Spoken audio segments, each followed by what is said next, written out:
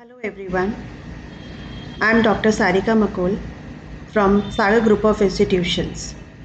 Today we are going to do the topic mutual funds, and that is the part of one of the investment alternative from the subject security analysis and investment management in MBA third semester. So here we go.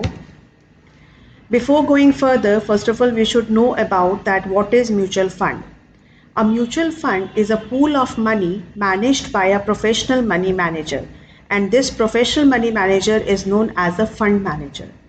The objective of this kind of pooling of money is the risk level are outlined in a document called a prospectus. The prospectus provides detailed guidelines for the types of investments the manager can purchase.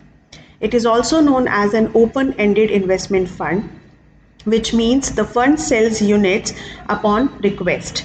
Means whenever we pool money, it can be 5,000, 10,000, whatever the amount you want to pool, you can pool it and give it to your fund manager. He make investment from the same amount to different units. Basically, this kind of pooling of resources is being done by the asset management companies. So what are these asset management companies? This is investment manager of the mutual fund. An asset management company is being appointed by the trustees with SEBI approval. Trustees and AMC enter into an investment management agreement. They require to invest seed capital of 1% of amount raised, subject to a maximum of rupees 50 lakhs in all open-ended schemes. Should have a net worth of at least rupees 50 crores at all times. At least 50% of members of the board of an AMC have to be independent. AMC of one mutual fund cannot be an AMC or trustee of another fund. AMCs cannot engage in any business other than that of financial advisory and investment management. So these are the various conditions to become an asset management company for any of the mutual funds. So basically these type of companies or these asset management companies works for the investors. They work on behalf of them, they pool their resources and make investment of them in various securities as per the SEBI approval. Now how it works, how this operates. First of all, see, this is an investor who has extra money with him, who has idle funds, who wants to make investment. So they'll just pool money with this fund house. They just provide the money to this fund house. This fund managers from this fund house will invest that amount by pooling them of different investors in the securities based on common financial goal, that is to increase returns or to get returns.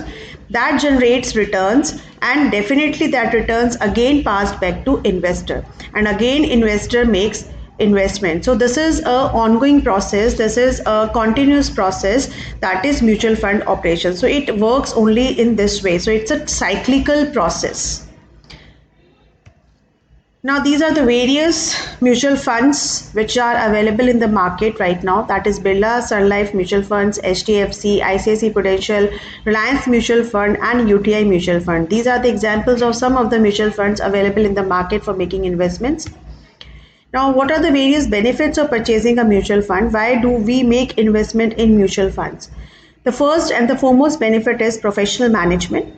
The fund company hires talented money managers who have many resources behind them and who work full time on your behalf. So you definitely get a team of people dedicated to research, track, determine trends and doing thorough analysis so that the investor would be able to get good returns over their investment. Obviously, it helps you to diversify your risk, because making investment only in shares cannot give you a risk avertness, that cannot lowers down your risk. So on the basis of making investment on a mutual fund, that will diversify your risk, that will lowers down your risk, because regardless of the size of your investment, each unit purchased is made up of many different investments, because you are investing in different types of securities, so your risk would be diversified. It obviously definitely maintained liquidity, because it can be sold anytime and it will be easy to sell it. Mutual funds allow you to purchase as much or as little you want and offer a variety of purchase plans, because this will give you flexibility. There is not a foundation you that you have to spend 1 lakh in a month or 2 lakhs in a month, whatever you have, you can make investment of that, and accordingly you will get the units out of that. Now, these are the comparisons of various myths which is prevailing about mutual funds, and against that, these are the facts. The first myth about mutual fund is that mutual funds invest only in shares. Mutual funds are prone to very high risk, which is actually not. Equity instruments like shares are only a part of the securities held by mutual funds, but it is not like that it is only being invested in shares only. Mutual funds also invest in debt securities, which are relatively much safer than shares. So this is according to the requirement of the investor, or according to the market situations they make investment, so that the investor would get good returns. Mutual funds are very new in financial market. This is a myth. Mutual funds are there in India since 1964. Afterwards, we'll do the history of mutual funds. Mutual funds market has evolved in USA and is there for the last 60 years. So it's not a new instrument where you are making investment. Mutual funds are not reliable and people rarely invest in them. Mutual funds are the best solution for people who want to manage risk and get good returns. So basically, these are the best solution for the people who want to manage risk and simultaneously they want to get good returns with the lower risk factor. Now see the history of MFs, which I have just told you that this is not a new product to make investment. This is a old product. So history of MS can be discussed in two parts: emergence through public players and emergence through private players. With the help of two things, this happens. Now see how it works and how it follows the thing. Phase 1 History of Mutual Funds says Phase 1 1964 to 87. In 1963, UTI was set up by Parliament under UTI Act and given a monopoly. The first equity fund was launched in 1986. The first equity fund was launched in 1986, but it has been started since 1964. Phase 2, 1987 to 93, in which non-UTI funds, that is public sector mutual funds, has been introduced, and the names of those funds would be SBI Mutual Fund, Can Bank Mutual Fund, LIC, Indian Bank Mutual Fund, GIC and PNB Mutual Funds. This is in phase 2. Now in phase 3, that is between 93 to 96, it introduced as a private sector funds as well as open end funds. And in phase 4, that is in 1996 or after that, investor friendly regulatory measures or actions taken by SEBI to protect the investors' interests and to enhance the investors' returns through tax benefits has been done through mutual funds. So nowadays it is a very well known product to make investment, safer investment, which will diversify your risk, which will help you to increase your returns in all the parameters. So right now in the currently mutual fund is the safest kind of an investment, but I'm not saying that it is risk free. It is not risk free because it totally depends on the market situations. Basically your funds are being invested in the market only, so it definitely relates to the market risk. Now these are the various categorization of mutual funds. We classify mutual funds on the basis of three categories: based on structure, based on investment objective and based on investment style. Based on structure, it is categorized as open-ended funds, closed-ended funds and interval funds. Whereas based on investment objective, it can be classified as debt funds, equity funds and hybrid funds. Based on investment styles, it can be divided into two types, that is passive funds and active funds. Now we'll see the meaning of these types of funds on the basis of classification. Open-ended funds means there is no fixed maturity date. Anytime you can quit, anytime you can mature that very funds. Accept continuous sale and repurchase request. Transactions are NAV based. NAV means net asset value. Unit capital is not fixed at all in open-ended funds. Whereas in the closed-ended funds, it runs for a specific period, offered in an NFO but are closed for further purchases after NFO. Unit capital is kept constant. Interval funds, variant of closed-ended funds, becomes open-ended at specific intervals, have to be mandatorily listed. So these are the three categories on the basis of structure. Now, on the basis of investment objective means to get returns, you'll have three types of categories: debt funds, equity funds, and hybrid funds. Debt funds, as the name suggests, it invests in long and short term both, aim to provide regular income because these are fixed return instruments.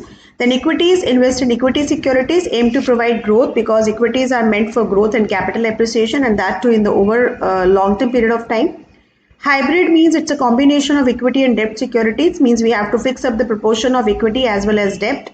It may vary as per the situation in the market, as per your objective. So it basically aims to provide for both income as well as capital appreciation because it provides you regular income as well as the appreciation through investment in equities. Then is passive funds and active funds. Passive funds means replicate a market index, invest in same securities and in same proportion as that of index. Index here means your stock market index, Sensex. No active selection of any stock or sector. Expenses are low, less because we are investing as per the proportion of index. Portfolio is modified every time index composition changes, not before that. Active funds here means just opposite to that, it invests in securities in sectors that may offer a better return than the index. We have to see the other securities also which are not there in the index. Actively manage the allocation to market securities and cash, may perform better or worse than the market index. It depends.